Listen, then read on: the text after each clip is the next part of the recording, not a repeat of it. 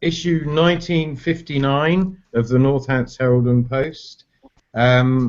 We have some special guests. We have Nick out and about at Sywell, and we also have a quick look through the paper here, which I'll show you. Nick, I'm going to have to mute you, mate. I know. Right. Just while we have a quick look at the paper, we'll get back to Nick. I don't know if anyone can guess where Nick is. This week we've gone with the Crime Watch investigation into the murder of David Brickwood, which the new appeals for information there. Some new footage was released of cars, suspicious cars, driving past the property, and that featured on Crime Watch this week. So we've put that on our front. We've also got down in the corner here a lovely story about a Springer Spaniel called Bella, who went missing 4 months ago and turned up this week in Bristol, of all places. And you can find out a bit about how that unfolded. Just flicking through inside on our regular text-to-text interview feature, we meet one of the cast of the Bootleg Beatles show. He answers some interesting questions set by Lawrence John. We've got our regular Angelina Flap cartoon down at the bottom there. Page 3. We have a fella who is continually getting mistaken for Jurgen Klopp, the Liverpool manager. And I don't, if you can tell which is which there, then you're a better man than I. Just continuing through this week's paper, we've got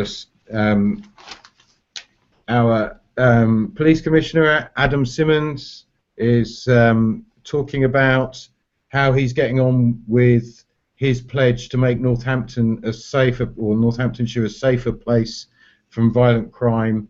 And it's particularly interesting because we've had some quite high-profile violent crimes in the past couple of weeks. People always do worry at times like this. He's got some kind of views on that and how we're getting on with that, and you can read what he's got to say there. It's on our website, of course, as all these stories are as well. And just further on in the paper, on our letters page, we have got our blogger on the week. Blogger of the week is Councillor Daniel Stone, and every week we'll try and feature a blog from someone different, or quite often one of Lawrence's blogs will be in there. And we also have Jolene Watson from Solve It, who has been kind enough to join us on this week's Live on Air as well and talk a bit about her campaign.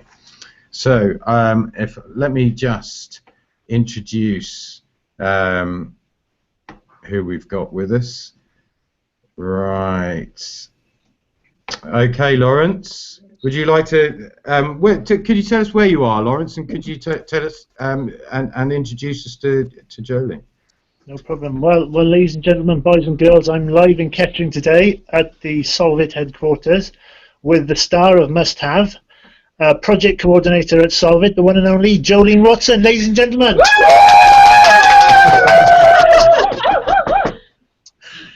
That's very impressive.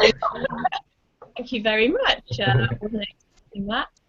Yeah, I work for a charity based in Kettering. We work across the whole of Northamptonshire, and I'm a project coordinator. The charity is a drug prevention and education charity, and we raise awareness around volatile abuse, which is commonly known as and also legal highs. So we deliver education, we work with schools, we work with parents to raise their awareness, and we provide support to people affected by these kind of substances. Unfortunately, there was a death in the county last year, and the inquest has recently happened of a local 33-year-old lady. And this just highlights that solvent abuse actually isn't a thing of the past. People often assume that it died out in the punk era when glue sniffing was popular, but actually the use of butane gas and aerosol is still a common issue, certainly with young people and older people as well. So we want to keep letting people know that support is available to anyone affected by it, and also letting children, parents and young people know about the risks and the consequences so they can go on and make informed choices. It did one. I remember the inquest you were talking about, and I was quite surprised actually that this was a problem that adults are dealing with as well. Yeah, I mean, it's most of our education starts in primary schools because solvent abuse is often the first type of drug that young people will experiment with. Hello. Are we there? I can still hear you, but okay, sorry. We had someone find. There we are. Solvent abuse is still often the first drug that young people try, so it's really important that we get that education and awareness out there, because it's often kind of left off mainstream drug education. But there has been kind of more deaths from older people, around 25 to 35, and that's often people that have started abusing those substances at a young age and then have continued throughout their older lives. So it isn't something that just affects young people, it affects all walks of life. There's no stereotypical type of solvent abuse user. It can affect anyone. So it's really important that that information and that awareness is still out there. And in terms of the danger of getting involved with that, what damage does it do to you physically? What is the risk you're taking with your health? How does this kind of abuse kill you as such? Okay, well the really important message that we want to get out there is that actually solvent abuse can kill you the very first time. If you look at an aerosol can or a can of butane, there will be a warning sign on the back of it. It's called a Saki sign, and solvent abuse can kill you. And over half of the people that have died of using these substances, they've generally died the first time they've ever abused it. There's been no history of previous use. And what happens is it causes something called sudden sniffing death, which causes a cardiac arrhythmia, which means your heart beats out of rhythm, and then unfortunately people can die from having a heart attack. It also affects all other aspects of your health, obviously your lungs, your mental health. We've worked with a number of people over the years who have suffered all kinds of health issues resulting from their use of volatile or solvent abuse substances. Right. Okay. And how would someone access your services if they're what's the easiest way if someone feels they've got a problem or knows someone with a problem? Yeah, if you are concerned about yourself or someone that you know, or you just want some advice and some information or some general support, we do have a support worker based here at Solvit. You can access her by phoning up. We're on 01536 414 690, and we also have a live chat service on our website, solvitonline.co.uk. Go onto our live chat, leave a message, and somebody will get back to you as soon as we can, or you can email us. All of our information is on our website. But yeah, there's lots of ways you can get in touch, and we would be willing to support you as best we can. That's brilliant. Thanks very much. Now, I've noticed a couple of times we've had little dips in the broadcast. What we'll do with the numbers you've mentioned and the ways of accessing, we'll post those up on our website as well. So if anybody if any of it's not come quite through clearly, people will be able to catch up with those details. That's great. Okay. Thank you very much. All right. Thanks very much for joining us. I'll bring Nick in now, and we'll see what he's up to. Hiya, Nick. Hello there. Well, I can see where you are. Tell us where you are. Well, I haven't got an audience with me to cheer me on like Lawrence has got at the moment, but I might be able to provide you with the sound of an air show, which has been taking place above me. Well, right now, which is Ashby near Wellingborough. It's a garden centre with a bit of a twist. It's got a so it's a great place, and most definitely a great place for local produce, which is a big emphasis on. So that's where I am at the moment. That's great. You're breaking up slightly, Nick, but I think we've basically got the idea. I see you taking us into the Emporium now. I am in.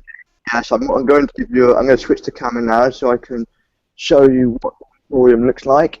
It's been here for 7 years, Beckworth Emporium, and like I say, it's placed a big emphasis on selling local produce, and that is why I'm now walking towards a specific stand in this Emporium called Made in Northamptonshire, which is what it says on the tin. Basically, it sells produce which is from Northamptonshire. I'm walking in. And it has sold £2 million worth of local produce in 7 years it's opened. And here I am now. It's called Made in Northamptonshire, as you can see. And it sells a wide variety of produce here, such as chocolates, from welfare chocolate, made on New Cretan Farm in Northamptonshire. I mean, personally, I've got to advise those of you who do come here, if you're going to get apple juice, definitely get the Worcester apple juice, which I tried myself. I bought it last week, and it is absolutely definitely give that a go. So how much is a bottle of the apple juice, Nick? A bottle of the apple juice costs £2.49. Now, I know personally when I looked at that price, I thought, like many would, that it's a bit costly, but at the end of the day, what you're getting is a really good quality product. For certain, I mean, I tasted this apple juice compared to the usual apple juice you buy at a supermarket, and it's just so much better. It's got such a sweeter taste to it. So, yes, I mean, it's like I say, it's costly, but definitely worth it for the quality. Brilliant. What else have we got on there? I think I've seen the Warner's Gin there, which is something I'm familiar with. I'm ashamed to say. Well, it's certainly got a lot of drinks on offer as well, and beer is one of the popular products here. There's many brands on offer which are all made in Northamptonshire. India Pale Ale, many people recognise from Phipps NBC in Northampton Town Centre. Saxby Cider, which is an extremely popular product here, and is made in Chester. And rather bizarrely, they've also got curry sauces.